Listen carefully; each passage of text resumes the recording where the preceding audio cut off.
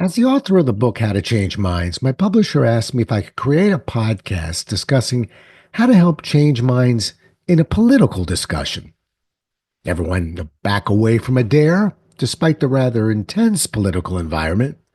I accepted the challenge. So let's have ourselves some Pocket Sized Pep Talk, and I'll share my thoughts on the subject with you. Relax. It's going to be okay. A Pocket Sized Pep Talk, the podcast that can help energize your business and your life with a quick, inspiring message. Now, here's your host, Rob Jollis. In today's political landscape, many believe that changing the political views of another person is, nearly impossible. I must be a hopeless optimist because I think it's not nearly as difficult as many seem to believe. A process does exist that can change the politics of someone else, but that process comes with one simple condition. When it comes to changing another person's political mind, you must first be willing, truly willing, to have your mind changed as well. This condition is 100% within your control, but this condition is non-negotiable. After all, why would people be interested in opening their minds to change if they don't believe you're capable of doing the same? I've spent over 30 years of my life helping people to change minds, and I've worked with quite an assortment of professions. I've worked with executives in financial institutions, professors at multiple universities, leaders and salespeople of Fortune 500 companies, parent groups, teachers, doctors, lawyers, police officers, hostage negotiators, and many more. I'm no stranger to changing minds, but changing your political friend's mind? That's no easy task.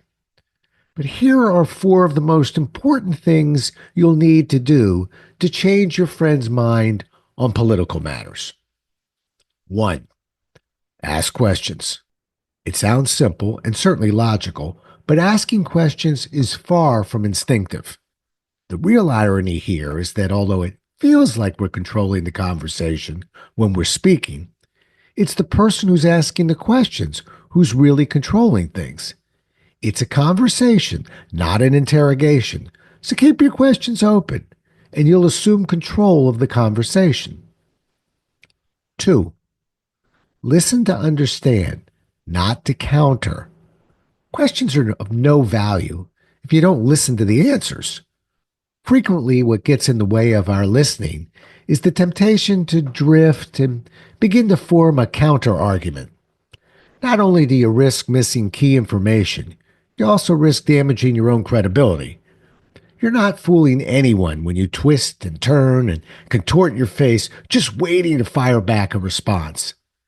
It's far better to really focus on the answers. You may even learn something. 3. Acknowledge. No one is 100% right or wrong. Surely there's something you can learn from another person's point of view. Surely there is something you can not only take from it, but also accept. Changing another person's mind often takes on the life of a negotiation. It's amazing what can happen when you use words like, I can understand your frustration with, or I can understand why you feel the way you do. And finally, 4, support and build. Now's the time to present your point of view, and that view will probably differ from that of your friend. You've earned some goodwill and trust, but why ruin it by beginning your sentence with a cold and intensive phrase like, I disagree? It's amazing what happens when you try using the skills showing support and then build from that. So instead of saying, I disagree with your approach to building a wall, why not try saying something like this? I think you make a good point when you say we need to address the flow of people into our country. That's a supportive statement, by the way. Follow it with, what if we took those dollars and applied them to development projects in Mexico and created a sustainable legal process to fairly sort out those who want to come? That's a build. You know, Eleanor Roosevelt once said, understanding is a two-way street.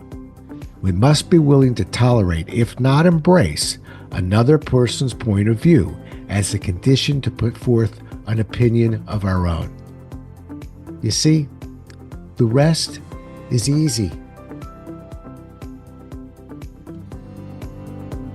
Thanks so much for listening. If you enjoyed today's show, please rate and recommend it on iTunes, Outcast, or wherever you get your podcasts. You can also get more information on this show and Rob at jollis.com.